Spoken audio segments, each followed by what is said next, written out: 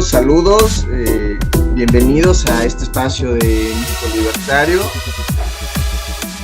En esta ocasión vamos a hablar del anticristo de Nietzsche y tenemos a un par de expertos en el tema, al doctor Luis Diego Fernández, que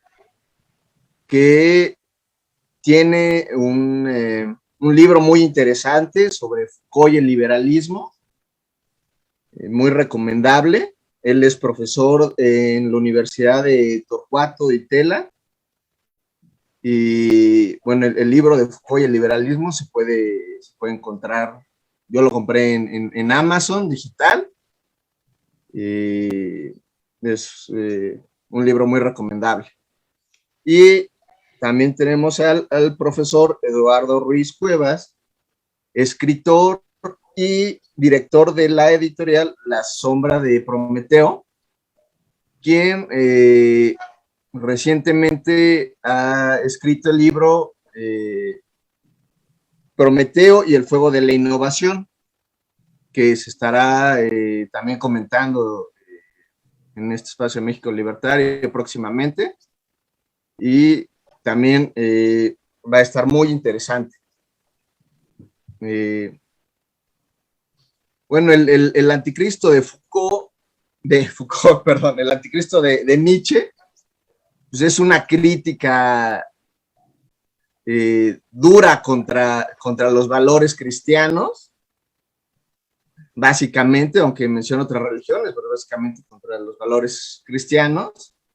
Pues, para él es una especie de nihilismo, que niega la vida, niega la razón en nombre de un más allá. Y básicamente nos invita a ser escépticos ante los valores absolutos, especialmente hacia los valores cristianos, y mantenernos en un modelo más bien materialista, que creo que para el liberalismo puede ser muy importante dejar todos estos mundos ideales, estos valores metafísicos, estas promesas, y centrarnos en un modelo del individuo, de las relaciones interpersonales, libres de dioses, de metafísicas, de mundos ideales, que se puedan construir modelos de libertad que sean de este mundo, no basados en proyectos metafísicos. Bueno, ¿qué nos podrían ustedes comentar sobre esta intersección entre el anticristo de Nietzsche y el liberalismo? Bueno, hola a todos, espero estén muy bien. Gracias por la invitación, México Libertario. Gracias a Víctor, Toñatú, gracias a Eduardo. Para mí es un placer estar aquí. Bueno, antes de responder esa pregunta, quizá esa pregunta hay que responderla como en un segundo nivel, tal vez, ¿no? Tal vez yo quería hablar primero, antes de ir a la cuestión, ese vínculo entre Nietzsche y el liberalismo posible, que es un vínculo bastante conflictivo, por cierto, digamos, ¿no? Porque Nietzsche también es muy crítico de la democracia, entonces, bueno, hay que analizar un poquito más. Yo, antes que nada, quisiera hablar sobre la filosofía de Nietzsche, digamos, ¿no? Si tengo unos minutos, si tengo, no sé, por lo menos unos 10 minutos, 15 minutos, quisiera desarrollar un poco sobre la filosofía de Nietzsche y en qué momento aparece el anticristo, digamos, ¿no? Para entender un poco como la trayectoria intelectual de este filósofo, cuándo aparece este texto, ¿no? Tengo acá un texto escrito, que no es muy largo, que lo voy a usar un poco para leer y para hacer algunos comentarios, y después tengo la edición de Alianza de Sánchez Pascual. Sé que está la edición de Innisfree ahora, de los amigos de Innisfree, que también la recomiendo, digamos. Así que cualquiera de las dos ediciones son interesantes, lo que vale siempre es, en este caso, Nietzsche, digamos. Bueno, yo quiero partir básicamente de una expresión de Paul Ricoeur, ¿no? Un filósofo francés, ¿no? Él sitúa a Nietzsche junto a Marx y Freud como lo que él llama los maestros de la sospecha, ¿no? Él utilizó esa expresión, maestros de la sospecha. Vale decir, pensadores que harán de la práctica cuestionadora de determinados fundamentos humanos, en la economía, en el caso de Marx, en la conciencia, en el caso de Freud, y en la moral, en el caso de Nietzsche. Nos interesa sobre todo el tema de la moral acá, un elemento clave de sus desarrollos teóricos. En el caso de Friedrich Nietzsche, nos encontraremos frente a un filósofo que va a dejar en evidencia un problema, que es el problema de la verdad. A mí me interesa sobre todo focalizar en ese ataque, digamos, ¿no?, de Nietzsche al tema de la verdad. Y después va a haber otros conceptos, por ejemplo, como voluntad de poder, que va a ser fundamental, y el tema del cuerpo, que Toniatú algo mencionó, digamos, ¿no? El tema del cuerpo también es importante. Inversamente a la tradición filosófica que ha hecho de su norte el descubrimiento de un principio articulador de la verdad, entre comillas, en la filosofía de Nietzsche hay un camino, digamos, que lo que se intenta mostrar es que la verdad no es lo opuesto a la mentira, sino una forma victoriosa o hegemónica de una ficción que ha ganado una guerra de interpretaciones sobre ciertos hechos. Esto ahora voy a explicar un poco de qué va, ¿no? Una pregunta que uno podría formularse es: ¿qué quedará una vez que se haya quitado a la filosofía la capacidad divisoria de la verdad sobre la mentira? ¿Cuál es la finalidad? ¿Qué se hace con con esa finalidad de la filosofía si no es la búsqueda de la verdad? Bueno, Nietzsche va a dar un golpe importante a esa idea, digamos, que la filosofía es la búsqueda de la verdad. No. Antes que nada hay que preguntarse cómo se configura la verdad, cómo se construye la verdad, digamos, ¿no? En este sentido, hay una suerte de voluntad de verdad, digamos, que desarticula Nietzsche y que tiene ciertas consecuencias en todo el terreno moral. Hay que ver el vínculo entre verdad y moral. Vale decir, las verdades ya no pueden concebirse como develaciones de algo en sí mismo, de un principio oculto que estructura el mundo, sea, por ejemplo, la idea de Platón, el dios medieval, por ejemplo, la cosa en sí de Kant, el cogito cartesiano. Son todos principios articuladores que de alguna manera Nietzsche va a criticar duramente. Pero entonces lo que va a colocar Nietzsche es la vida, o sea, en lugar de la idea platónica, del dios medieval, del cogito cartesiano, de la cosa en sí kantiana, va a ser la vida, ¿no? La vida incluso en su aspecto biológico, corporal, singular, pulsional, lo que se consolidará como la nueva viga maestra para interrogarnos por nuestros valores y conceptos respecto del bien y del mal. Por consiguiente, la alta efectividad de toda verdad no será más que una perspectiva poderosa. Es decir, una primera aproximación a la verdad para Nietzsche es que la verdad, lo que uno entiende como verdad hegemónicamente, es una perspectiva que ganó una batalla interpretativa. O sea, no hay algo así como una esencia universal de la verdad, sino en verdad lo que hay es eso, una perspectiva victoriosa que fue más poderosa para instaurar sus valores, digamos. Un caso claro, en el caso del anticristo, va a ser esos valores judio-cristianos o los ideales ascéticos, como le llama Nietzsche, y que fue muy hábil y que fue muy astuto y que tuvo mucho poder para instalar esa dinámica, ¿no? Por tanto, decimos que la verdad no es más que una perspectiva poderosa que se ha impuesto en una disputa por sobre otras, y no hay en ello un mayor grado de universalidad. En ese sentido hay otro libro de Nietzsche que es muy importante, que es La genealogía de la moral, que está escrito, es un libro de 1886, Anticristo es de 1888, o sea, más o menos está en la misma sintonía. Es importante porque en Genealogía de la moral lo que va a hacer Nietzsche precisamente es dejar en evidencia esta puja interpretativa, ¿no? Entre una moral ascética, judio-cristiana, platónica, judio-cristiana, nihilista, reactiva, y por otra parte una ética que uno podría llamar aristocrática, vitalista, que también forma parte de un nihilismo, pero es un nihilismo activo, o sea, un nihilismo de afirmación de la vida corporal, pulsional, etc. Subsiguientemente, uno puede pensar que la filosofía nietzscheana opera una revolución con respecto a la tradición, de Sócrates a Kant, digamos. Nietzsche critica ya desde el origen de la tragedia. Su primer libro es un crítico de Sócrates, porque él dice que la filosofía se constituye en la negación de una dimensión humana, que es la dimensión dionisíaca, que es tan humana como la dimensión apolínea. O sea, lo racional es tan humano como lo irracional, como el deseo, como la pulsión. Y la filosofía se constituye desde Sócrates, según Nietzsche, en la negación de esa parte humana. Entonces hay un problema desde el origen de la construcción de la filosofía. Hemos concebido un hombre que no es tal, o sea, porque el hombre no es puramente racional. Nosotros también tenemos una dimensión deseante, instintiva, placentera, hedónica, etc. Por tanto, opera una revolución con respecto a esa tradición que hacía del privilegio de lo inalterable su matriz. Por el contrario, Nietzsche va a demoler esa idea y va a diseñar sobre estas ruinas un pensamiento de la afirmación radical de la vida, ¿no? Ahora, esta filosofía afirmativa radical de la vida, también a veces yo tengo la impresión de que se presta a ciertos malos entendidos, ¿no? Porque no es que se afirme lo lindo de la vida, o sea, por supuesto que está toda la dimensión celebrante, hedónica, sexual, etcétera, que eso está bueno, digamos, sino también la dimensión de la enfermedad, del dolor y de la muerte. O sea, afirmar la vida implica afirmar las dos cosas, o sea, porque la muerte forma parte de la vida, y la enfermedad y el dolor también. Entonces, Nietzsche, en su filosofía, coloca la vida en el centro con todas sus dimensiones, con la dimensión de la celebración, del festejo, lo dionisíaco, digamos, lo hedónico, y por otra parte, digamos, lo que tiene que ver con el dolor, con la enfermedad y la muerte. La afirmación es de todo, ¿no? No es a la carta, no es esto sí, esto no, no es todo, digamos, ¿no? Por tanto, uno podría decir que acá tenemos una voluntad de poder que ocupará el lugar de la voluntad de verdad, o mejor, cómo esa necesidad de verdad, en rigor, es una figura del poder. Entonces acá hay una relación que es importante, me parece a mí, dejar en evidencia. La verdad es indisociable del poder, o sea, en tanto en cuanto la verdad es una perspectiva victoriosa, esa perspectiva fue victoriosa porque tuvo más poder frente a otras, ¿no? Esto a veces también yo tengo la impresión de que no se entiende muy bien de Nietzsche, ¿no? Nietzsche no es un filósofo irracionalista, como se dice, ¿no? O sea, hay una forma de la razón que es instrumental, digamos, lo que tiene que ver con la razón técnica, 1 más 1 es 2, nadie puede cuestionar eso, o sea, eso es verdad desde el punto de vista técnico, digamos.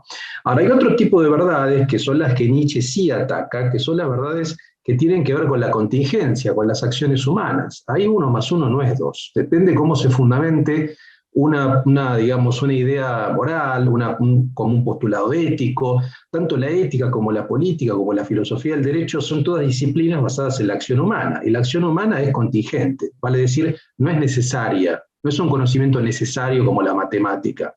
Entonces, si una acción puede, en un sentido como en otro, podemos argumentar en un sentido o en otro, y uno es más convincente o menos convincente, una perspectiva es más poderosa o menos poderosa. ¿Se entiende? Esto es lo que quiero dejar claro, ¿no? Es decir, cuando decimos que la voluntad de verdad en la acción humana es indisociable del poder, decimos esto, hay poder en la argumentación y también hay poder guerrero también, o sea, es un poder que, digamos, tanto el aspecto discursivo como el aspecto político y de la guerra también. Por tanto, la filosofía de Nietzsche yo creo que se apoya en estas dos cuestiones, la voluntad de verdad, que no deja de ser una voluntad de poder, y el cuerpo, producto de esta inversión, que lo va a hacer del platonismo cristianismo. A veces se dice que la filosofía de Nietzsche tiene 4 periodos, a veces se plantea un periodo romántico, que es el primer momento, muy influido por Schopenhauer y por Wagner, digamos.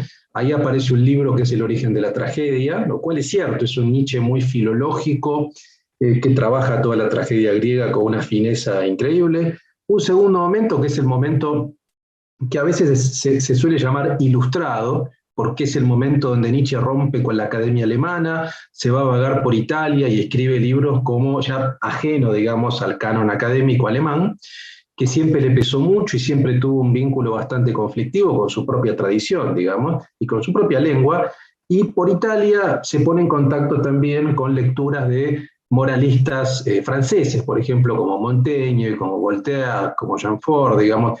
Ahí publica Humano demasiado humano, Gaia Ciencia, que son textos mucho más luminosos, no románticos, y son como bastante ilustrados en un sentido, digamos, son más racionalistas, ¿no? Y luego tenemos un periodo profético, donde aparece Así habló Zaratustra, quizás su libro más conocido, que es una suerte de un poema novelado, digamos, en tono profético, y el último momento en el cual se encuentra el anticristo, este texto que vamos a analizar nosotros, que a veces se llama el periodo crítico. Y allí se suele colocar La genealogía de la moral, a mi juicio tal vez el mejor libro de Nietzsche, por lo menos el más sistemático, donde aparece como su programa de un modo muy, muy, muy claro, casi kantiano, digamos. Aparece el anticristo, Más allá del bien y del mal, y el Ecce Homo, que es autobiografía, ¿no?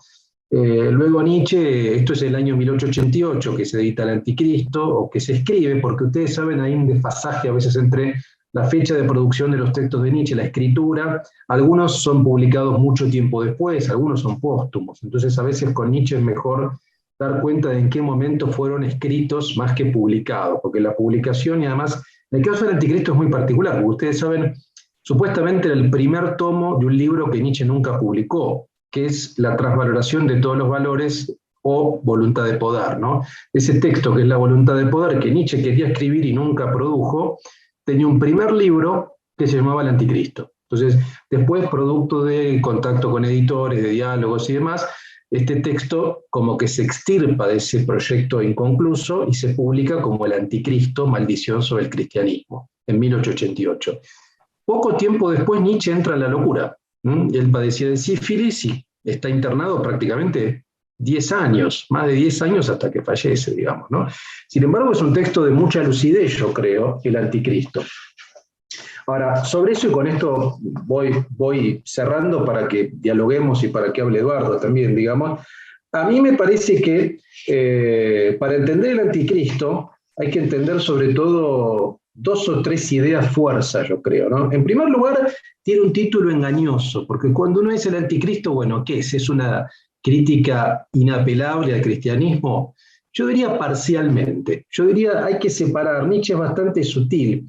Me parece que la crítica es más hacia la Iglesia como institución jerárquica que hacia Jesús, ¿no? Después tengo unos pasajes marcados que puedo compartirles, donde Nietzsche diferencia bastante claramente a Jesús e incluso a lo que es el cristianismo primitivo, de raíces más anarquistas o anarquizantes, digamos, aunque tuviera valores que él no suscribe, digamos, como el valor de la compasión. Nietzsche es muy crítico de la compasión, ese también es otro elemento importante. Me parece que trata de como diferenciar ese cristianismo primitivo de la Iglesia, a la cual sí le da con todo el peso, digamos, ¿no? Es muy crítico de la Iglesia, porque Nietzsche es un filósofo en general crítico de las estructuras estatales, obviamente es muy crítico del Estado, de las estructuras jerárquicas en general, de los rabinos, de los papas, de los sacerdotes. El sacerdote sí es una figura del mal, decía que ponía sal en las heridas, Nietzsche, digamos, ¿no? Que lejos de curar, supuestamente esa hipotética cura, más que curar, profundizaba la enfermedad, ¿no? Una enfermedad que implicaba el desprecio al propio cuerpo, al deseo, a esa dimensión dionisíaca que mencionábamos antes. En definitiva, lo que aparece en el Anticristo es eso, ¿no? Es lo que mencionaban antes de ese nihilismo pasivo-reactivo. Precisamente como Nietzsche combate todo el tiempo con este socratismo, platonismo, cristianismo, hasta la cosa en sí kantiana, está combatiendo contra esa idea de un mundo binario, o sea que el mundo verdadero es un mundo trascendente, esté la idea, Dios, o una cosa en sí inaccesible, digamos, que no sabemos qué es, pero que verdaderamente existe para la tradición idealista, versus un mundo inmanente. Lo que Nietzsche va a decir es, no, ese mundo de las ideas es la nada, porque nadie nunca pudo acceder a eso. No se puede acceder ni a la idea platónica, ni al Dios medieval, ni a la cosa en sí, porque es incognoscible. Por tanto, lo que tenemos que operar es una reversión de eso, digamos. El mundo que verdaderamente existe es el mundo que fue despreciado, que es el mundo corruptible, que es el devenir, donde los cuerpos tienen una dimensión dionisíaca. Bueno, precisamente lo que Nietzsche va a hacer es invertir esa idea. Y en ese sentido, digamos, como el cristianismo forma parte de esa tradición, también lo va a criticar, como criticó antes al socratismo y al platonismo, ¿no? Y como critica a Kant. Entonces yo diría, y con esto cierro, para después quiero leer unos párrafos, digamos, del texto. Me parece que habría que separar. Nietzsche critica sobre todo algunos valores como la compasión, claramente, que la compasión él lo ve como un valor vinculado con este nihilismo pasivo-reactivo, supuestamente esa compasión que uno podría ver como algo positivo, que uno tenga empatía con los demás, lo que hace es obturar la posibilidad de desarrollo del otro. Entonces, frente a esa moral nihilista va a poner una ética aristocrática que implica el despliegue de la potencia, de la voluntad de poder. No hay que tener compasión, uno tiene que desplegarse de un modo altivo, ¿no? Y por otra parte, sí, efectivamente esta crítica del cristianismo de Pablo, o sea, de San Pablo sobre todo, ¿no? Que es el padre de la iglesia, versus la figura de Jesús. Que Jesús, si bien lo critica en ciertos pasajes, me parece que lo deja un poco más indemne, ¿no? Y frente a eso, por ejemplo, valora tradiciones como el budismo. Es muy interesante. Él dice, es más loable una tradición como la budista Zen que la cristiana, digamos, ¿no? Porque el budismo piensa el sufrimiento, piensa el dolor y no el pecado. entre otras cuestiones.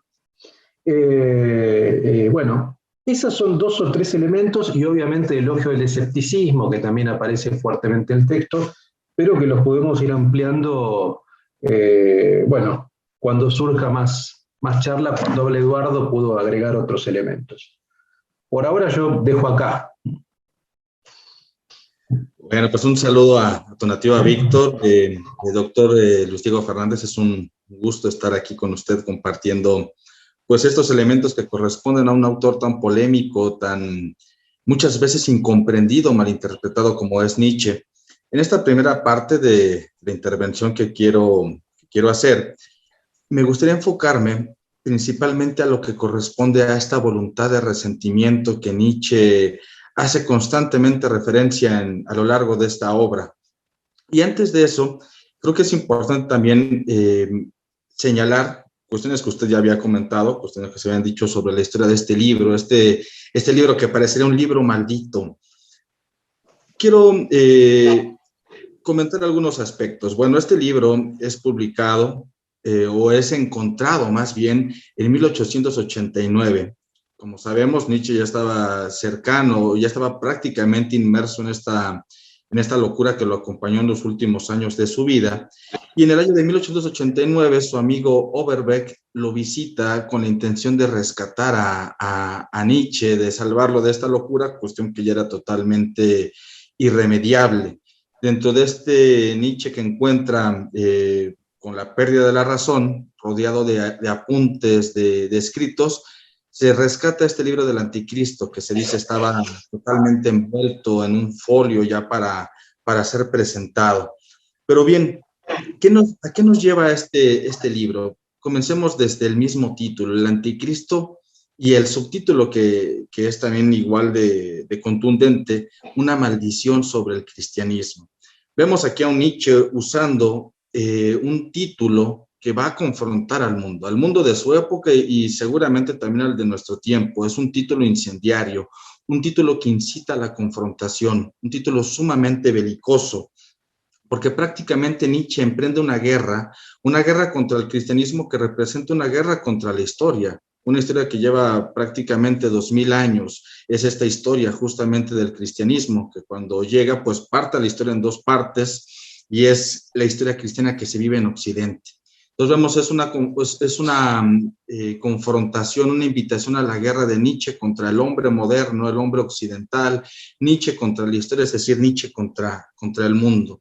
No es fortuito que ya él mismo en el Ecce Homo habla que él no es un hombre, sino que es dinamita. Este instinto de guerra que acompaña a Nietzsche en todas sus obras, que vemos que tuvo un periodo muy, muy breve como escritor de 1872, que publica El nacimiento de la tragedia, a 1889 con este libro del Anticristo, que es muy curioso, pues en este último año se comenta que Nietzsche pues tiene ya que se va a perder ya la razón, y publica El crepúsculo de los ídolos, Ecce Homo y el Anticristo, una serie de obras muy interesantes. Pero bueno, ¿qué es lo que podemos también comentar en relación a la historia de este libro? La historia de este libro corresponde también a la historia del mismo Nietzsche. Un Nietzsche que fue prácticamente en su tiempo desconocido, no valorado, tomado posteriormente como un loco que quedó enfermo por la sífilis y demás. Pero ¿a qué obedece toda esta mala prensa que podemos llamar de Nietzsche? Por una parte, su estilo, un estilo que rompe con la tradición de cómo se debe de hacer filosofía, es decir, ese sentido academicista, un estilo donde incluye el aforismo, donde incluye una forma narrativa que no es propiamente sistemática, que no estamos acostumbrados a leer así en la academia. Y hay otra mala prensa, si utilizamos este concepto, esta expresión, que consiste en que Nietzsche, a lo largo del siglo XX, se le vinculó erróneamente con el nacionalsocialismo, con el antisemitismo. Y esto es en gran parte por obra de su hermana, quien tuvo control de las obras de Nietzsche. La hermana, que sí era antisemita y que posteriormente tuvo acercamiento con el nacionalsocialismo, pues se encargó lamentablemente de desprestigiar la genialidad del autor. No es hasta mediados del siglo XX que se reivindica el autor, y hoy en día pues Nietzsche goza de seminarios en las universidades, sus libros se venden en todas partes, y podemos también decir que es uno de los autores más leídos y más influyentes del siglo XX. Sin embargo, todavía podemos seguir pensando que este autor sigue siendo totalmente incomprendido en muchos aspectos y malinterpretado en muchos otros. Y es aquí, creo que la importancia que tiene el acercarnos a este libro, que es El Anticristo, para darnos luces y realmente confrontarnos hoy en día si realmente este Nietzsche es vigente, si le creemos también a Nietzsche, que creo que es importante no tomar a ningún autor como un predicador del saber o de moral, sino justamente sacarnos de nuestro lugar, sacarnos de nuestras ideas y no creer plenamente a lo que dice alguien. Bueno, creo que esta es la invitación, porque si bien decimos, o más bien como bien decía Nietzsche, él no escribía para la gente de su época y decía que sus lectores iban a venir 2 siglos después. Habría que creerle a Nietzsche si realmente esos lectores van a llegar en 100 años más, porque este libro se escribió hace 134 años, a lo mejor todavía faltan 70 años para que lleguen sus verdaderos lectores, pero bueno, eso es creerle este espíritu profético que a veces maneja mucho este Nietzsche, porque él se inventó a los hiperbóreos, se inventó a los espíritus libres, estos amigos que lo acompañaban en un tiempo en el cual no tenía propiamente lectores. Bueno, hoy en día podemos pensar que realmente nosotros podemos ser espíritus libres, nosotros podemos comprender al hiperbóreo o al superhombre para entender lo que dice este autor. Pues bueno, creo que es el gran desafío que tenemos en este momento para tratar de comprender una obra tan polémica, tan aplaudida, tan maldecida como lo es El Anticristo. Pienso, retomando todo lo que comentaba el doctor, que coincido plenamente, a mí me gustaría enfocarme en 2 aspectos para comprender el Anticristo. Uno de ellos corresponde a lo que es la voluntad de poder, y el otro lo que corresponde a la voluntad de resentimiento. Nietzsche determina y dice con toda claridad que el enemigo de la voluntad de poder es el cristiano o el cristianismo, esta iglesia principalmente como institución, porque a Cristo lo ve como un hombre, como un rebelde, como un anarquista, hasta cierto punto como un político. No penetra propiamente la figura del pensamiento de Jesús, sino de este Pablo, que va a fundar justamente la iglesia. Pero bueno, quizá para tratar de acercarnos a entender esta dimensión, sería preguntarnos qué es la voluntad de poder. ¿A qué se refiere la voluntad de poder y por qué Nietzsche culpa al cristianismo como la máxima expresión de esta negación de la voluntad de poder? ¿Cómo la podemos entender? Y para esto me gustaría citar a Nietzsche brevemente, que dice lo siguiente. Dice: la vida se me aparece como crecimiento, de supervivencia, de acumulación de fuerzas, de poder. Donde falta la voluntad de poder, aparece la decadencia.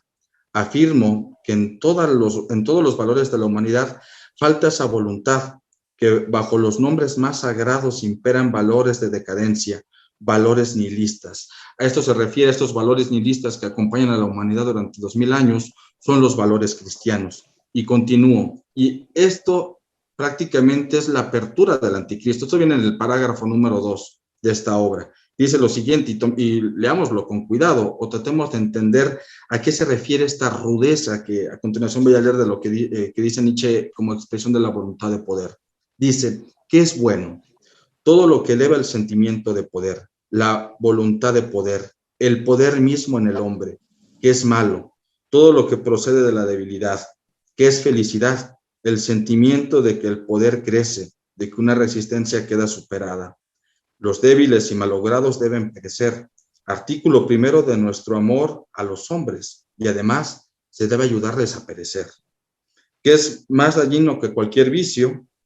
La compasión activa con todos los malogrados y débiles, el cristianismo.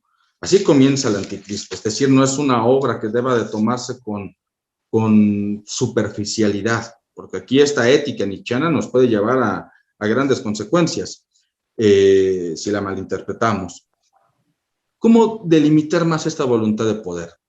La voluntad de poder es voluntad vital, es voluntad de vida. la vida no solamente es permanecer, sino ampliarse, potencializarse. La vida es crecimiento, es esa amplitud. Hay un concepto muy bonito que maneja Michel Onfray que dice que es la voluntad de existir. Esa es la voluntad de poder. Y sobre esto me gustaría colocar otro ejemplo, quizá no tan cruel como el que muestra Nietzsche anteriormente, sino cómo la voluntad de poder nos acompaña, o la podemos observar todos los días, pero no tenemos los ojos para observarla. Supongamos que vamos caminando en nuestra vida cotidiana y encontramos en el pavimento, en la cuarteadura de una pared, una grieta, y en esta grieta se asoma una pequeña ramita. Esta ramita es una expresión de voluntad de poder, es la vida que se ha abierto camino justamente ante todo lo inverosímil, ante toda posibilidad de que exista vida en esa cuarteadura, hay una manifestación. Esa es voluntad de poder, pues la voluntad de poder no ejerce propiamente nuestra conciencia, sino como un instinto vital, un instinto de crecimiento. Es por ello que Nietzsche asume como opuesta esta voluntad de poder al cristianismo. ¿Y por qué el cristianismo? Tomemos como punto de partida, el cristianismo es una religión que surge dentro de los esclavos. Es una religión para los débiles, a los que Nietzsche llama malogrados. Es una religión que exalta principalmente el resentimiento a través del pecado, esta negación del cuerpo. Y al hablar de negación del cuerpo, partamos de que Nietzsche expone en este estudio tan interesante que el cristianismo como tal tiene un elemento muy interesante que es la negación de la vida o de este más acá al proponer un más allá. ¿Qué pasa cuando proponemos una vida que vale más que esta que vivimos? Pues sucede que terminamos desprestigiando y desvalorizando nuestra vida inmediata, la vida que percibimos con nuestro cuerpo, con nuestros sentidos.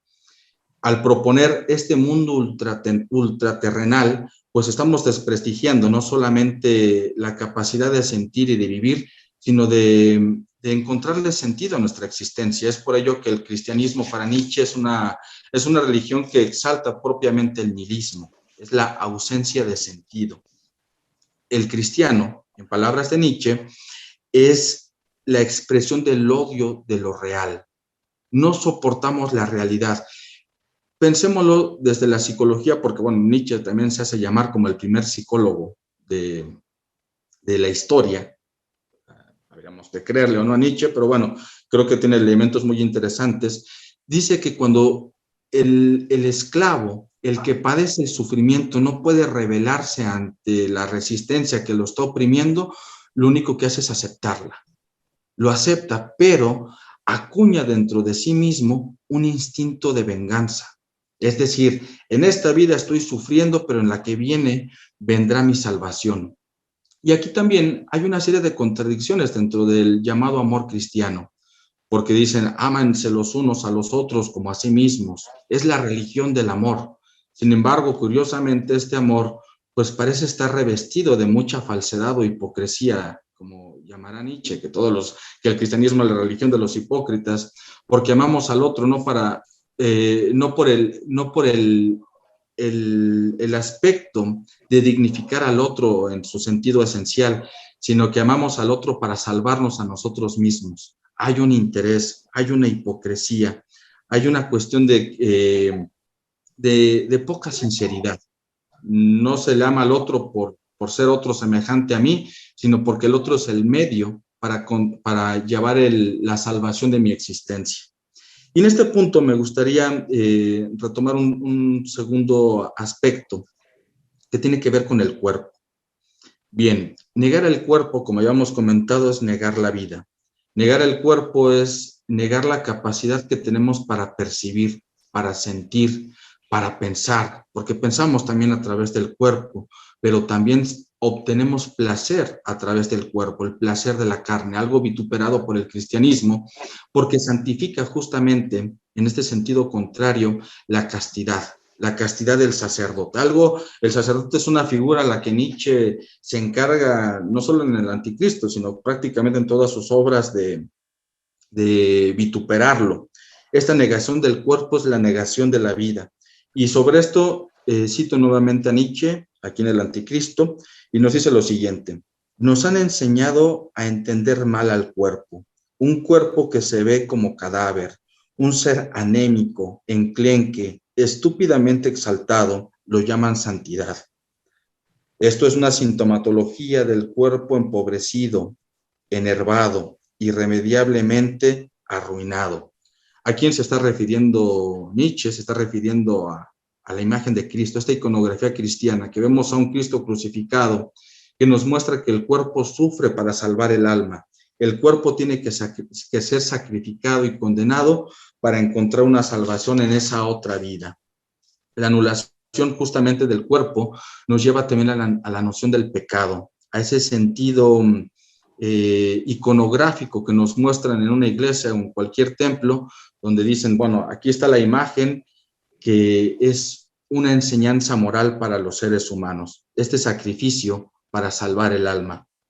Bien, sobre este aspecto, y para ir cerrando esta primera parte de mi intervención, y me gustaría tener posteriormente la siguiente para hablar del resentimiento, pero para no hacer un monopolio de la palabra, me gustaría hablar sobre algo a lo que Nietzsche menciona con bastante relevancia, que tiene que ver con el Renacimiento. Para Nietzsche, el Renacimiento fue un acto fallido para confrontar o transvalorar al cristianismo. ¿Y por qué lo refiere? Porque el Renacimiento, menciona Nietzsche que no hubo época en la historia donde hubiera hombres tan fuertes, tan viriles, como en la época del Renacimiento. ¿Por qué?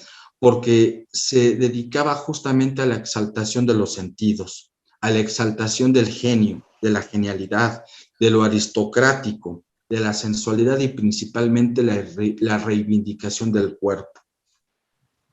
Quiero citar rápidamente a Nietzsche, nuevamente en relación a esta parte. Dice, las divinidades del Olimpo hubieran tenido motivo para irrumpir una risa inmortal. César Borgia como papa, se comprende. Esta historia, esto hubiera sido solo el triunfo que yo ansiaba. Así se hubiera abolido al cristianismo. Pero ¿qué ocurrió? Un monje alemán llamado Lutero vino a Roma. Ese monje, aquejado de todos los instintos rencorosos de sacerdote fallido, se sublevó contra el Renacimiento.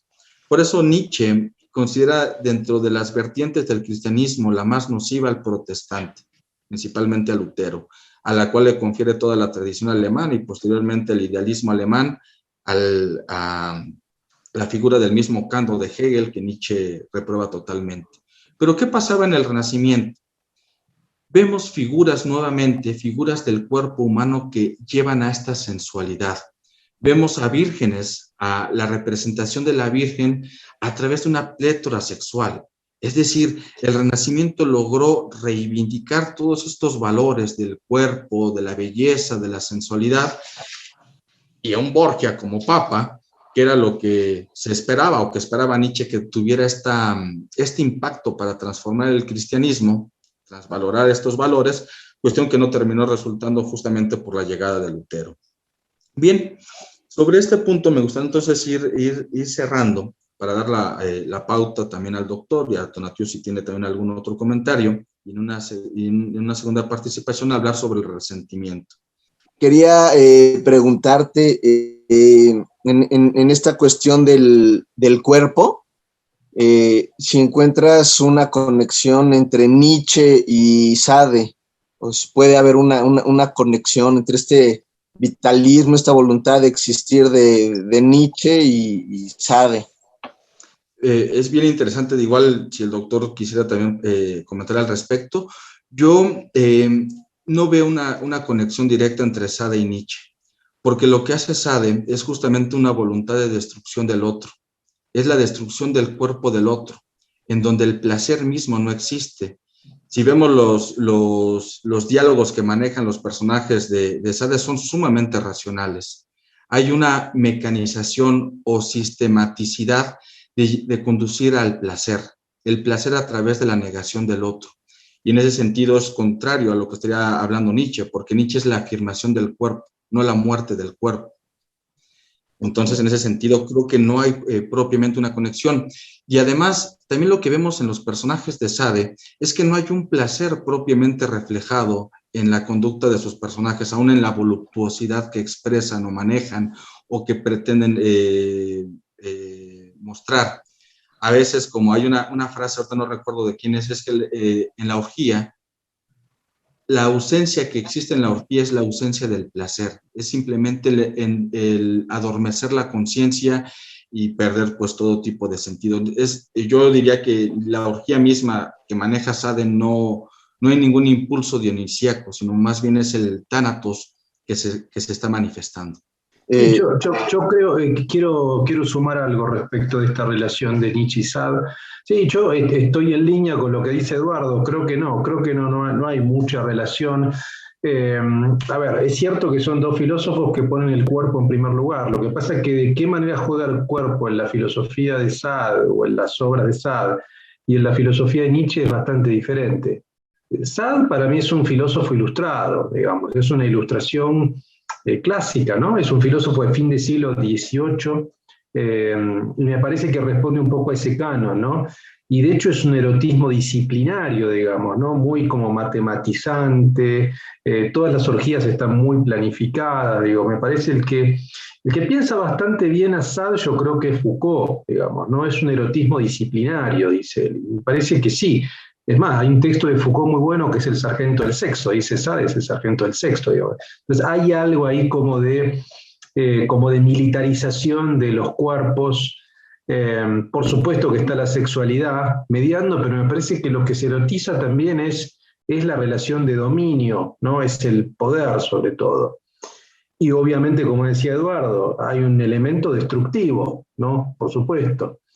No, yo creo que en Nietzsche no, digamos, digamos, lo que hay en Nietzsche es un cuerpo afirmado, es la afirmación del cuerpo, y es la afirmación de la vida, efectivamente, ¿no? La vida que efectivamente quiere más vida, es un despliegue de la potencia vital, con los elementos positivos, con los elementos celebratorios, sexuales, que uno puede asociar con el área más como dionisíaca de Nietzsche, pero también con los elementos que forman parte de la vida, que son la enfermedad, el dolor y la muerte. Digo, ¿no? Cuando uno afirma la vida en su radicalidad. Yo tengo la impresión de que no, son dinámicas corporales bastante distintas las de Nietzsche y Sade. En cuanto a la crítica de los valores cristianos, es algo que podemos sostener hoy en día, o sea, no es como, pues, es algo anecdótico o es algo que realmente podemos tomar seriamente como para desarrollar una filosofía de vida actualmente hoy en el 2022. O sea, ¿es algo aplicable? Bueno, yo ahí hay una diferencia entre dos niveles, o sea, como yo decía antes cuando comencé, me parece que hay una interpretación hegemónica de qué es ser buena persona y qué es ser mala persona. Eso lo analiza muy bien Nietzsche en la genealogía de la moral. Digo, cuando uno piensa en una buena persona, ¿en quién suele pensar uno? ¿En un santo? ¿En una persona que valora más al otro que a sí mismo? ¿En la lógica del altruismo?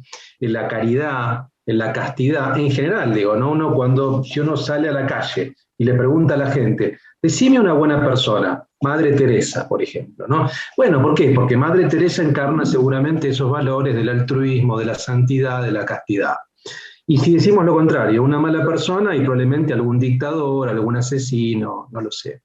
Lo que Nietzsche trata es primero de problematizar eso. ¿De dónde sale eso? ¿Por qué cuando uno dice José, supongamos, o Juan, es una buena persona y Pedro una mala persona, cuáles son los atributos de lo bueno y lo malo?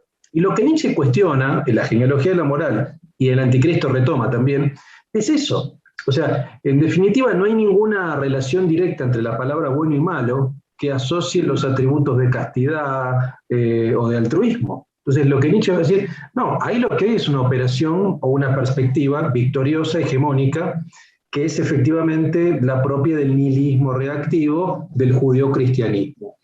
por esa lectura decimos que es victoriosa, que es socialmente masiva, digamos, en Occidente, en toda América Latina también, obviamente, uno asocia, bueno, con estos atributos. Entonces, lo que Nietzsche en primer lugar cuestiona es esto, tenemos que problematizar esto. O sea, esa lectura fue victoriosa. Nietzsche la ataca. Y frente a eso va a proponer una visión contraria que es, sí, una ética de la diferencia o una moral aristocrática, en la cual buena persona no tiene que ver con el altruismo, ni con la castidad, ni con la caridad, ni con la compasión, sino tiene que ver con el despliegue de la potencia. El modelo que pone Nietzsche es Napoleón. Bueno, no puede poner otro modelo, digamos, ¿no? Es decir, una figura fuerte que no se reprime, que no reprime su afán y su ambición de poder, que no reprime su instinto sexual, digamos. Una buena persona es una persona de buena calidad, uno podría decir, que es mejor que otro. ¿Mejor en qué sentido? Que sabe dominar la realidad, que no niega la realidad, que enfrenta la realidad inmanente, esta realidad conflictiva, sometida a fuerzas que están opuestas mutuamente, que la domina. Por eso Nietzsche en general admira este tipo de personajes fuertes, digamos. Entonces, uno podría decir, y trato como de responder a esta pregunta que vos me decías, bueno, sí, yo creo que es aplicable, digamos, ¿no? Lo que pasa es que uno tiene que empezar a valorar con otro tipo de criterios. Uno puede decir, bueno, para mí una buena persona es una persona que no reprime precisamente su instinto sexual, que no reprime su propia voluntad de poder, su despliegue, y no una persona que está todo el tiempo poniéndose en segundo lugar. ¿Se entiende? O sea, me parece que, obviamente que es difícil porque todavía la interpretación altruista, propia del nihilismo reactivo, sigue siendo hegemónica. La verdad que sigue siendo hegemónica. Nietzsche dijo, Dios ha muerto, pero sus sombras todavía permanecen y siguen actuando. No es que eso desaparece, es un gran relato que todavía sigue siendo efectivo. Probablemente, no sé, hay que hacer un análisis más sociológico, hay que tenga que ver con elementos del resentimiento, de la propia miseria personal, no lo sé, pero todavía sigue siendo efectivo ese relato, ¿no? Ahora, sí, yo creo que sí es aplicable, ¿por qué no? Digo, uno puede comenzar a valorar de manera distinta, uno puede decir, bueno, y de hecho, tratando de conectarlo con una pensadora de la tradición liberal como Ayn Rand también intentó de alguna manera constituir una ética no altruista. Entonces, me parece que es una alternativa. Uno puede pensar éticas que no sean altruistas. La de Nietzsche y la de Rand, teniendo cosas distintas, digamos, incluso Rand fue nietzscheana en su juventud, después ella trató de desmarcarse, pero de alguna manera yo detecto que hay un nietzscheísmo en Rand, digamos, más racional o claramente capitalista. Pero bueno, son dos alternativas, si uno quiere, de pensar dos éticas no altruistas. Okay. Podría traducirse en que Nietzsche critica que se anteponga un modelo ideal a la realidad, o sea, un modelo ideal a la realidad del ser humano o a la realidad del contexto, de la circunstancia. Es que precisamente ese modelo ideal es lo que obtura la afirmación del mundo inmanente. O sea, cuando uno afirma la prioridad de un mundo ideal, la idea platónica o el Dios, digamos, de judío-cristiano o lo que sea, digamos, uno está anteponiendo eso, uno está privilegiando ese elemento inaccesible al mundo inmanente. Cuando Nietzsche dice, eso es la nada, eso es un nihilismo que impacta en los cuerpos y los desprecia, porque uno valora más el mundo trascendente que el mundo inmanente, está diciendo eso en definitiva. Y sí, es un problema. Es como la diferencia que hace tanto Charles Sanders Peirce desde el pragmatismo como Husserl desde la fenomenología entre ética y moral, ¿no? La moral es como este deber ser, que es como la tradición ciega a lo que realmente está sucediendo con la situación de esta persona, de este ser humano o de esta problemática en concreto. Pero ahí hay algo muy interesante también que corresponde a algo que Nietzsche menciona justamente en el Anticristo, que la moral cristiana ha penetrado también el pensamiento político, justamente al hacer la exaltación de la igualdad. Es decir, la moral cristiana tiene una vigencia hoy en día, en relación a la pregunta anterior que hacías, Tonatiuh, tiene una vigencia actual a partir de cómo valoramos políticamente. Y justamente este autoritarismo o este abuso al querer imponer una igualdad entre todos, entre los seres humanos, pues corresponde a estos peligros. Y no es fortuito que justamente doctrinas filosóficas o ideológicas como el socialismo o el populismo o el marxismo para el vulgo conlleva justamente a esta tiranía de la igualdad a partir de la política misma.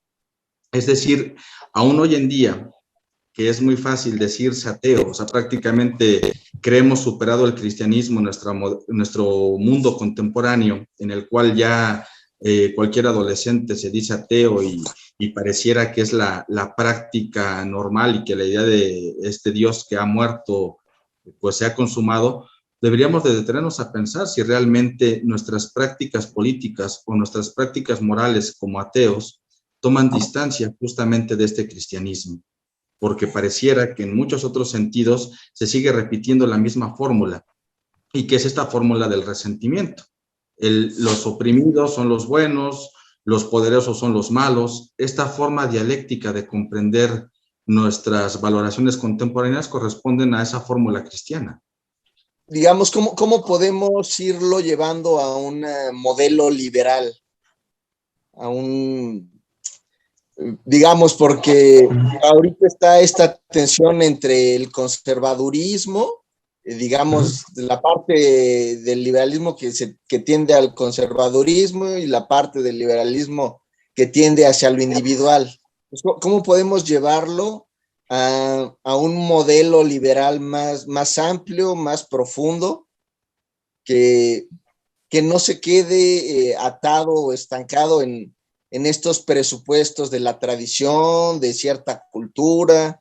Yo creo que, a ver, ahí uno puede encontrar elementos que son convergentes de Nietzsche y el liberalismo, y algunos elementos que me parece que no son demasiado convergentes, digamos, ¿no? Voy primero por cuáles son los elementos que me parece que una visión liberal puede tener o puede tomar como herramientas. Yo creo que la filosofía de Nietzsche es una filosofía cuyo punto de partida es el individuo, es indudable. Para mí, yo no definiría a Nietzsche como un filósofo liberal, por supuesto que no, pero sí es un filósofo anarquista individualista aristocrático. Entonces, el principio es la diferencia y es el individuo. La filosofía de Nietzsche, como decía Eduardo recién, si algo no es una filosofía igualitarista, de ninguna manera, es una filosofía de la diferencia. Entonces, y que parte del individuo y sobre todo de un elemento que los liberales no piensan mucho, que es el cuerpo. Este es un problema. En general, yo creo que la tradición liberal es una tradición muy abstracta, habla en términos de sujeto o de individuo, pero es un individuo como vaciado, digamos, ¿no? Como, bueno,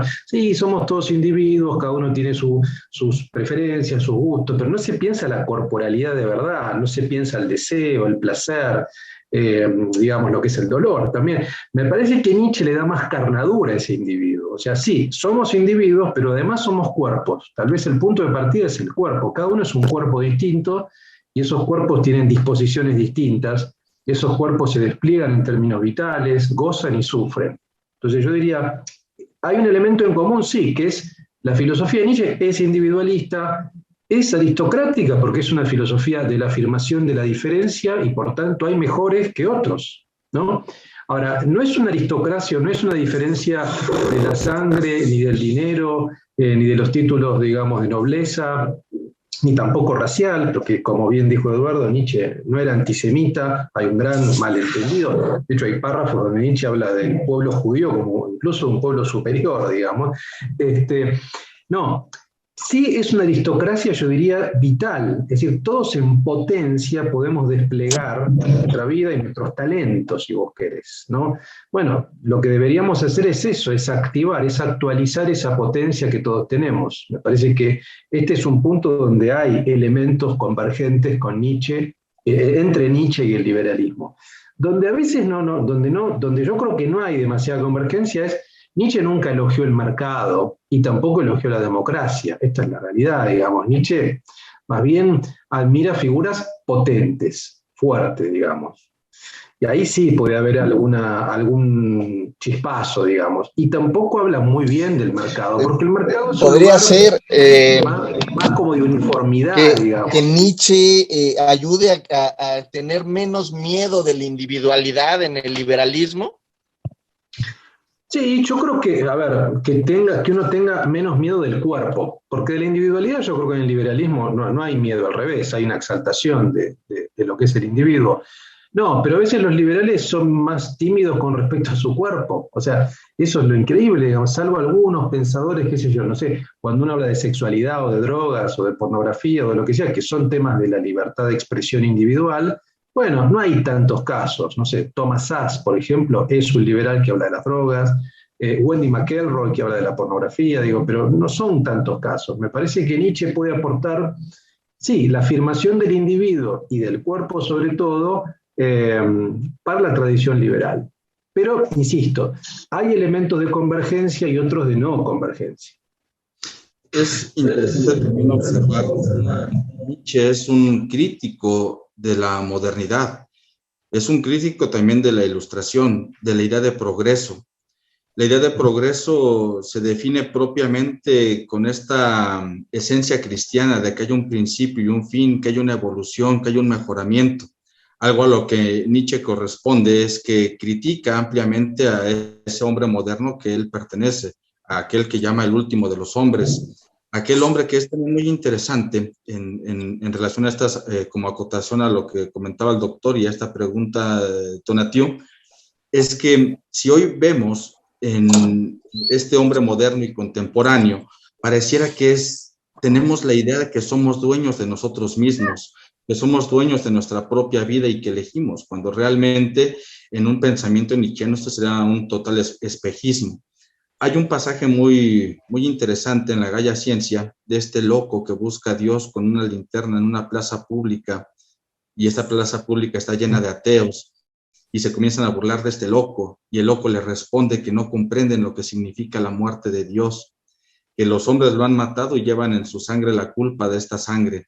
Es decir, en esta modernidad donde surge el individuo, porque la idea de individuo surge a partir de la ilustración, pero este individuo que surge como ideas del pensamiento ilustrado, dirá Nietzsche que está contaminada de cristianismo, justamente porque estas valoraciones se han involucrado dentro de la política principalmente con el concepto de igualdad.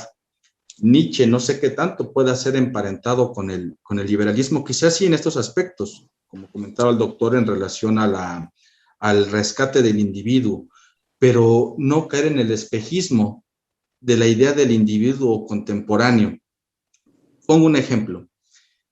Si estamos en estos tiempos, ¿qué pensaría Nietzsche en relación a lo que hemos visto con el anticristo, por ejemplo, del feminismo? O sea, Nietzsche ha sido fue un crítico constante del feminismo, muy propio de su época y demás, pero veamos, por ejemplo, con la forma en que hoy el feminismo entiende el aborto como una virtud. Esto sería entendido como una negación de la vida, y negación de la vida es negación de la voluntad de poder.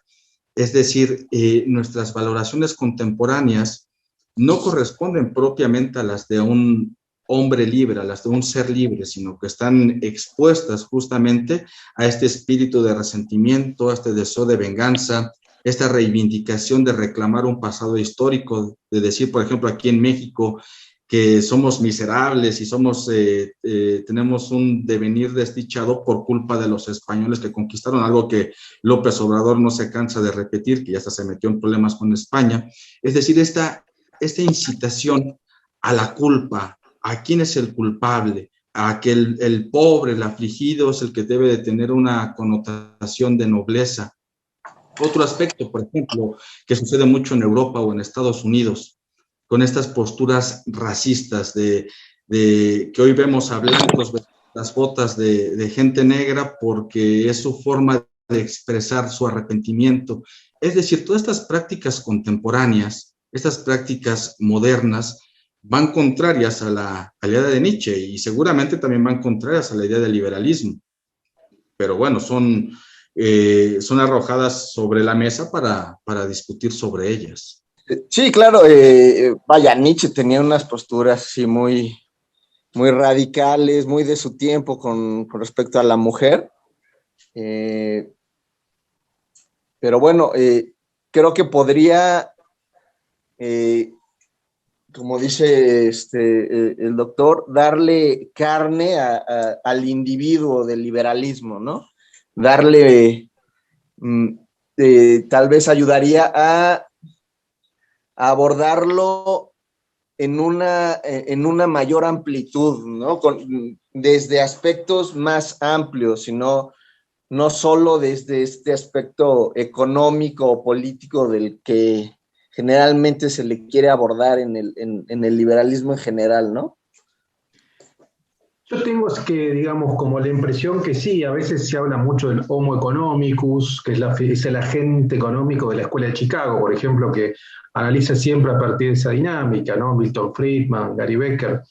Y sí, obviamente Nietzsche rompe esa dinámica del Homo economicus, la idea del hombre racional, ¿no? Me parece que el elemento racional, que por supuesto los hombres somos racionales, pero no somos solo racionales. Entonces Nietzsche abre otra dimensión antropológica, que es la dimensión, si vos querés, dionisíaca, del deseo, las pulsiones, del placer, del dolor, o sea, me parece que cambia la antropología y en general lo que es el liberalismo, como el marxismo también, digamos, ¿no? Porque tanto el liberalismo como el marxismo son, como diría Foucault, hijos de la misma episteme, que es una episteme ilustrada.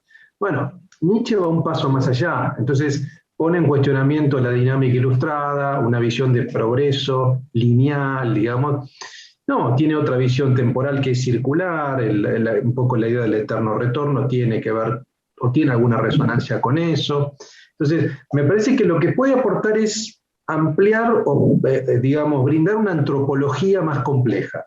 Los hombres somos racionales, pero no somos solamente racionales, digo, tenemos elementos que son emocionales, que son deseantes, sexuales, eso está bueno. A mí me parece que una exploración, así como sugerencia, es tratar de trabajar el vínculo entre Nietzsche y Ayn Rand. O sea, sobre todo la joven Ayn Rand, que leía Nietzsche, y que después ella se desdice, pero bueno, era una rusa que encontraba en Nietzsche, me parece, una vía para criticar el proceso soviético, comunista, una afirmación del individuo. Hay un elemento heroico también en los individuos de Nietzsche que me parece que tiene que ver con el elemento romántico de Ayn Rand. Me parece que estéticamente hay algunos vasos comunicantes. Lo que pasa es que después Rand se torna mucho más aristotélica, ¿no? Capitalista, digo, trata de alejarse de eso, pero me parece que hay un trabajo ahí. Para mí, yo siempre leía a Rand como una nietzscheana filo liberal o como una nietzscheana como capitalista en ese sentido. Una cosa rara, pero me parece que hay elementos en común estéticamente y éticamente también. Muy interesante.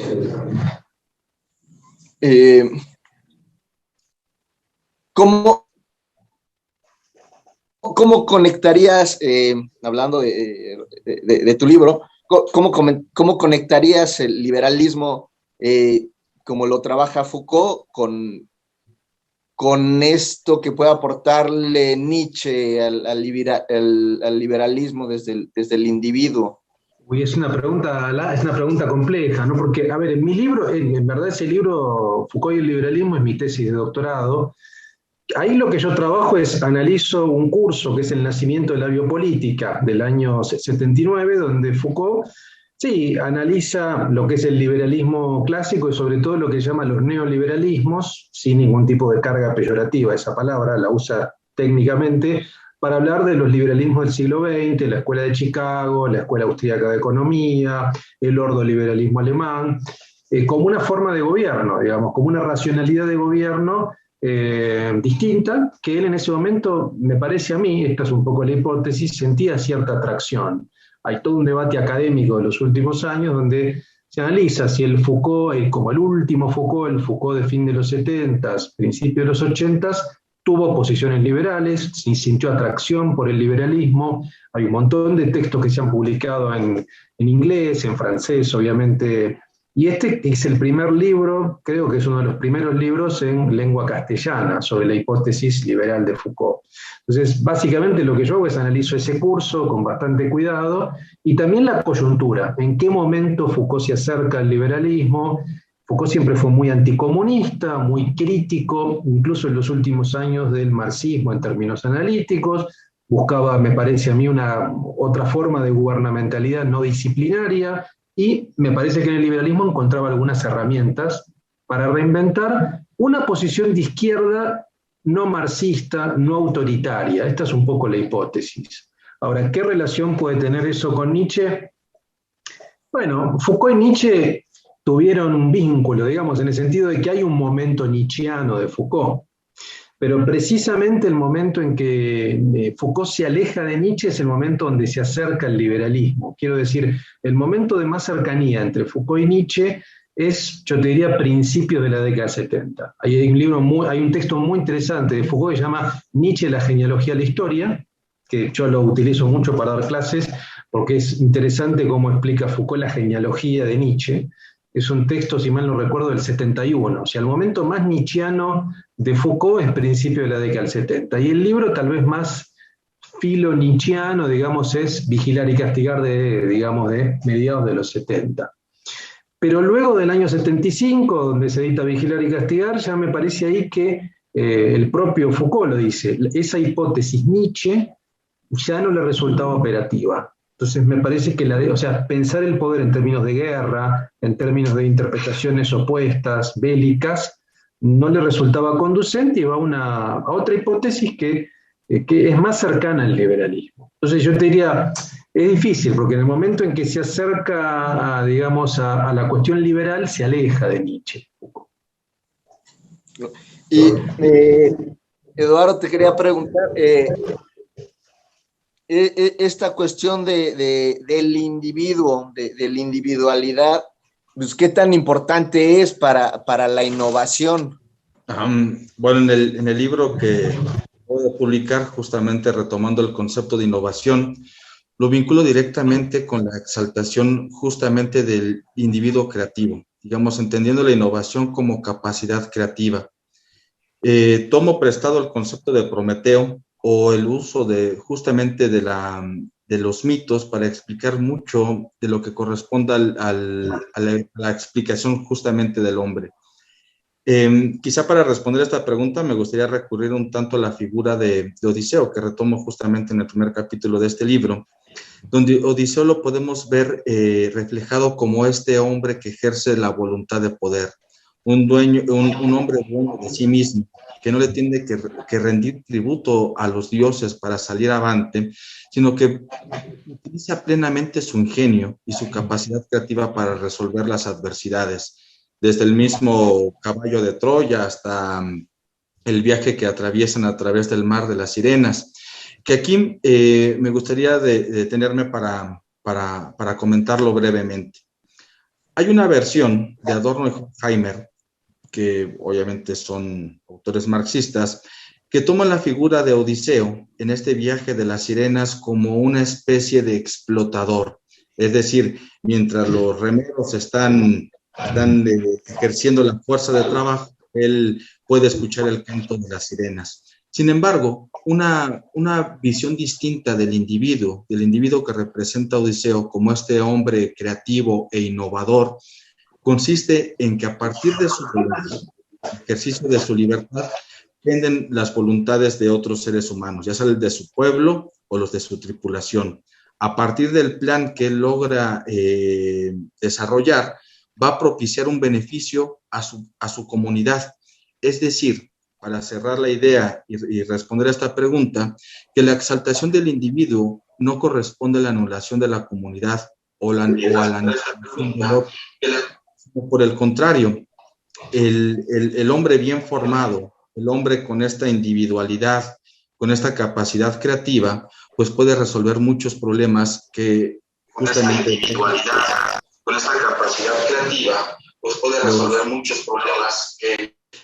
logra resolver estas adversidades para un beneficio colectivo. Es decir, la idea del individuo o el rescate del individuo es fundamental en la filosofía nietzscheana y bueno, no solo solamente en la filosofía nietzscheana, sino en la historia misma del ser humano, cosa o cuestión que doctrinas como el socialismo, el marxismo o el cristianismo se van en contra del individuo porque lo consideran un ser egoísta.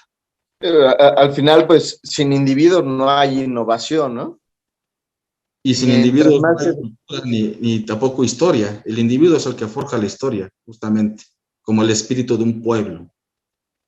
Claro, y mientras más ampliamente se puedan desarrollar los individuos, pues más capaces van a ser pues de innovar y de construir y de relacionarse, ¿no? Claro, aunque cierto tipo de individuo, ¿no? Porque, bueno, finalmente todos somos individuos, pero el individuo que en este caso Nietzsche exalta es este individuo que tiene la capacidad de generar la voluntad de poder, aquel individuo que no valora lo mal logrado y lo débil, sino más bien lo que produce una mayor amplitud de poder, es decir, una mayor amplitud de vida. No sé, algún otro aspecto de Nietzsche que gusten comentarnos, que trajeran preparado, porque igual los dirigí un poco más a ciertas preguntas y desvié los temas. No, bueno, yo tenía acá marcado este tema de la compasión, pero creo que ya lo tocamos, el tema de la compasión y de cómo la compasión de alguna manera es antitética con los efectos tonificantes, digamos. ¿Por qué Nietzsche critica la compasión? Creo que queda claro, digamos, ¿no? Porque precisamente al revés de acrecentar la vida, me parece que la disminuye, digamos, me parece. Y yo tenía marcadas un par de cuestiones aquí para diferenciar un poco la crítica al cristianismo o sea, lo que es la iglesia de la figura de Jesús. Simplemente puedo leer un par de párrafos para ampliar por ahí esa cuestión. Por ejemplo, en la página, en el parágrafo 27, ¿no? Dice hacia el final, el cristianismo niega la iglesia. Yo no alcanzo a ver contra qué iba dirigida la rebelión de la que Jesús ha sido entendido o mal entendido como iniciador, si no fue la rebelión contra la iglesia judía, ¿no? Tomando a iglesia exactamente en el sentido en que nosotros tomamos hoy esa palabra. Fue una rebelión contra los buenos y justos, contra los santos de Israel, contra la jerarquía de la sociedad. No contra su corrupción, sino contra la casta, el privilegio, el orden, la fórmula. Entonces, me parece que incluso hasta uno puede detectar por ejemplo, en este pasaje, hasta cierto tono medio admirativo, ¿no? Porque dice, bueno, Jesús de alguna manera se estaba rebelando contra la jerarquía y la casta, contra la jerarquía, en ese caso, de los rabinos, digamos, ¿no? De la iglesia judía, y contra esta palabra que ahora circula mucho, por lo menos acá en Argentina, Javier Milei habla de la casta política todo el tiempo, digamos, ¿no? Y bueno, acá Jesús de alguna manera era un crítico de la casta de su tiempo. Entonces, el tema me parece es con San Pablo. En verdad el constructor del cristianismo, como lo entendemos en la iglesia, es San Pablo. Y Jesús queda de alguna manera como un rebelde. Vean, por ejemplo, en el parágrafo 36, dice: sobre la base de la antítesis al Evangelio se ha constituido la iglesia. La antítesis al Evangelio, o sea, la iglesia sería como lo opuesto a lo que Jesús predicó en muchos aspectos, ¿no? Y de hecho en otro momento dice, bueno, el único cristiano fue Jesús. Dice, el único cristiano que existió fue Jesús y ya murió en la cruz, digamos, ¿no? Pero bueno, obviamente que Nietzsche tiene ese estilo también que lo marcaba Eduardo, ese estilo escriturario entre belicoso, profundamente belicoso, pero también irónico, satírico, sardónico. Uno se ríe a veces, yo me río a veces cuando leo a Nietzsche. No es tan común cuando uno lee filosofía, que en general algunos escritores, digamos, son bastante aburridos. Kant, por ejemplo, es muy aburrido, pero Nietzsche es muy divertido de leer, tiene estos giros satíricos, sardónicos, irónicos, y también tiene ese tono que es belicoso, todo el tiempo está guerreando, digamos. Pero yo, un poco quería marcar para mostrar un elemento un poco más sutil, porque a veces uno puede decir, bueno, ¿qué es el anticristo? ¿Es una crítica homogénea? No, porque Nietzsche es muy sutil, me parece que discrimina muy bien lo que es la iglesia en términos jerárquicos, paulina, de la figura de Jesús, que hay ciertos pasajes donde Jesús está bien, es cierto que Jesús tal vez defendía ciertos valores como la compasión que Nietzsche criticaba, pero a pesar de ello rescata cómo se enfrentaba a la casta y a la jerarquía. Entonces, me parece como que preserva la figura de Jesús en contra de la iglesia. Sí, no, la bronca no es con el personaje de Jesús como tal, sino todo lo que viene después de él. Sí. Como dice, Sí. Jesús fue el único cristiano, ¿no? Claro, Y, bueno, claro. de hecho, Marx consideraba a Jesús como un revolucionario, ¿no? Tal cual. Y te sumo algo y con esto cierro y dejo que hable Eduardo, también para contrastar con la otra posición espiritual, que es el budismo, digamos, ¿no? Hay un pasaje donde es muy elogioso Nietzsche del budismo, creo que es el parágrafo 20, dice, el budismo es 100 veces más realista que el cristianismo. Lleva en su cuerpo la herencia de un planteamiento objetivo y frío de los problemas, viene después del movimiento filosófico que había durado unos cientos de años. Dice, el budismo es la única religión auténticamente positivista. El budismo no dice ya lucha contra el pecado, sino dando totalmente razón a la realidad, dice lucha contra el sufrimiento. Me parece que lo que valora Nietzsche es esto, o sea, claro, el problema no es el pecado, porque el pecado, bueno, es producto del mito de la caída y de una comprensión del cuerpo con la que él está en desacuerdo, digamos, ¿no? Sino el sufrimiento sí es parte de todo. Entonces, una espiritualidad que ataque el dolor y el sufrimiento le parece, como dice acá, mucho más loable que el cristianismo. Y justamente comenta que el budismo cumple y el cristianismo no cumple nada. Lo dice ahí mismo en el Anticristo. A mí me gustaría cerrar retomando la cuestión de la fórmula cristiana, que tiene que ver con el resentimiento. Para cerrar este círculo de por qué Nietzsche considera que el cristianismo es la máxima expresión que va en contra de la voluntad de poder, nos deja tener una idea muy interesante. Si bien el cristianismo va en contra de la voluntad de poder, ha sido durante 2000 años la máxima expresión de voluntad de poder. Pero esta voluntad de poder cristiana es una voluntad de poder negativa, una voluntad de poder que va en contra justamente del sentido de la vida. Y quizá lo que sostiene a este cristianismo, que no solamente se traduce en estas prácticas morales, sino como también ya habíamos comentado, dentro de la penetración de la práctica política, tiene que ver con la idea del resentimiento. Quizá no lograremos superar el cristianismo hasta que superemos nuestra idea de resentimiento. Y en ese sentido, consiste en lo siguiente. Nietzsche menciona que el cristianismo es la religión de las clases sociales más bajas, de las clases sociales que han estado sometidas a partir de una esclavitud, de una tiranía, y han generado dentro de sí un instinto de venganza y de resentimiento. Primero comienzan negando este mundo y proponiendo un mundo que es el más allá, un paraíso. Niegan el cuerpo y lo cargan justamente de pecado, de culpa y de arrepentimiento. Y en otro sentido también esta exaltación que tiene el cristianismo hacia la igualdad. Decía Nietzsche que el veneno de la igualdad de derechos por nadie ha sido esparcido tan sistemáticamente como el cristianismo. Y hablamos de igualdad de derechos a partir del sentido de que rompe cualquier idea de que haya alguien más arriba o más abajo, digamos esta idea de clase social que después va a usar Marx. Por eso vemos que el cristianismo es explotado y puede ser transfigurado en muchas otras expresiones como esta, como sean los populismos, como sean los socialismos, es decir, todo este tipo de práctica ideológica que sustenta a unos buenos contra unos malos. El bueno que se ennoblece y el malo que es el que lo explota.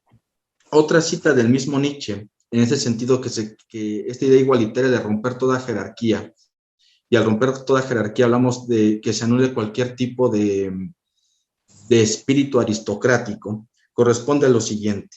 El primitivo cristiano, me temo que el último cristiano, se subleva contra todo lo privilegiado, viene y lucha siempre por esta igualdad de derechos.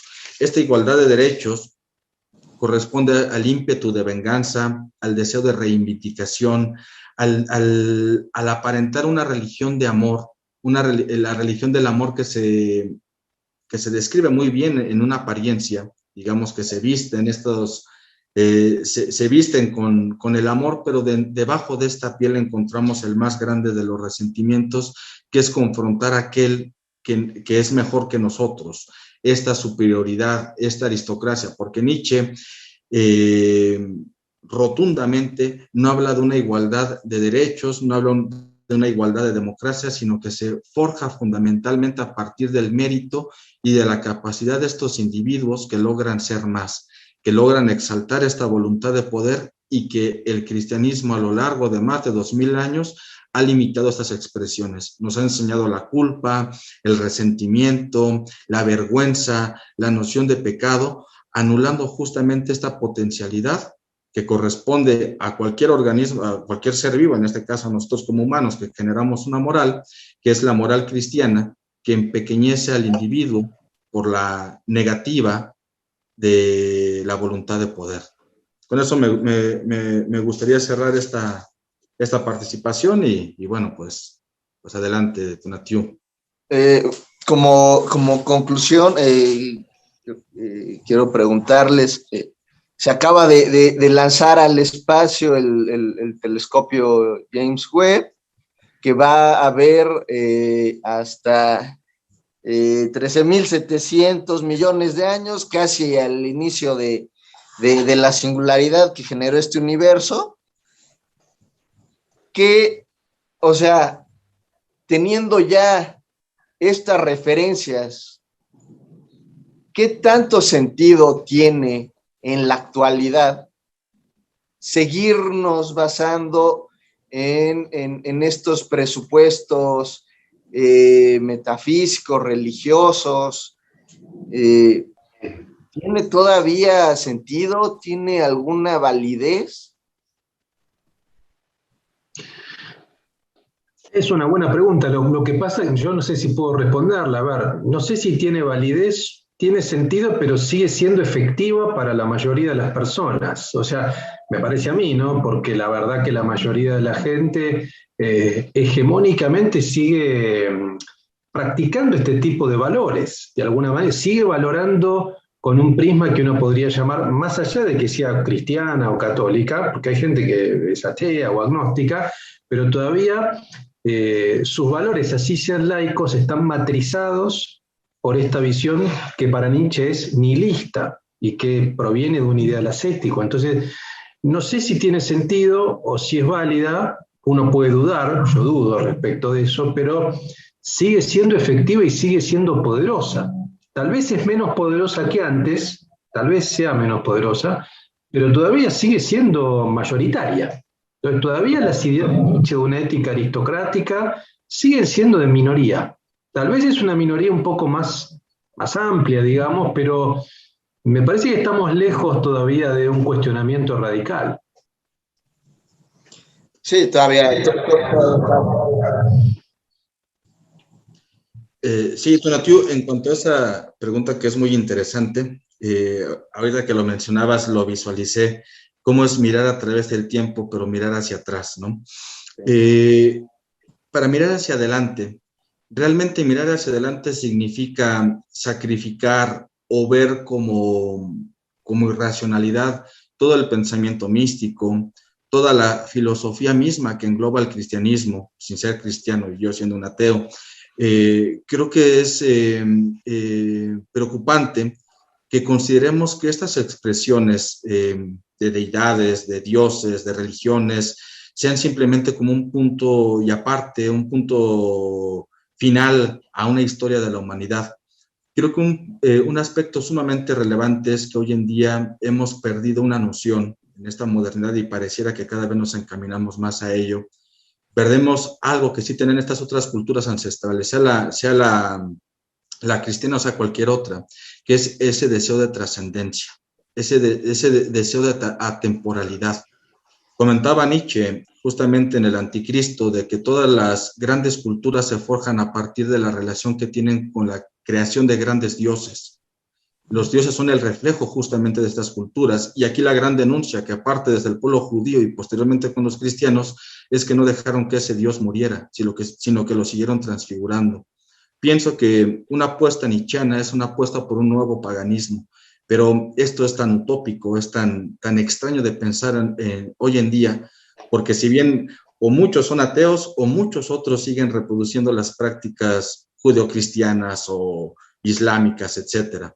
Creo que una posibilidad interesante está en la respuesta a esta pregunta que hace Hölderlin, o no es pregunta, sino esta sentencia de Hölderlin, que si los dioses viejos están muertos, pues hay que crear nuevos. Puede tener la vida un gran sentido sin necesidad de un más allá, ¿no? Podemos trascender como individuos en nuestra existencia, en nuestras relaciones con los demás, sin necesidad de trascender a un más allá, ¿no? Pues es una pregunta muy compleja que creo que cada quien en su individualidad podría responderla. Yo pienso, a veces dándole un poco la contra a Nietzsche o a estos preceptos, y yo como un ateo, pienso, por ejemplo, en las obras de Bach, estas obras llenas de perfección musical, de armonía, de belleza, que eran obras inspiradas no en ser producidas para otros seres humanos, sino que él le componía a una idea, y esa idea era Dios. Entonces, realmente no lo sé. No sé si la verdadera trascendencia se encuentra en la negación de la deidad y en la afirmación del individuo, o más bien en cómo estas deidades configuran las valoraciones de los individuos.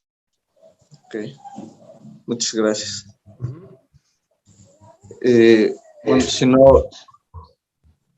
si no gustan comentar algún otro punto. Yo creo que dije todo, así que para mí fue un placer esta charla, la verdad, compartir aquí con Eduardo, con ustedes.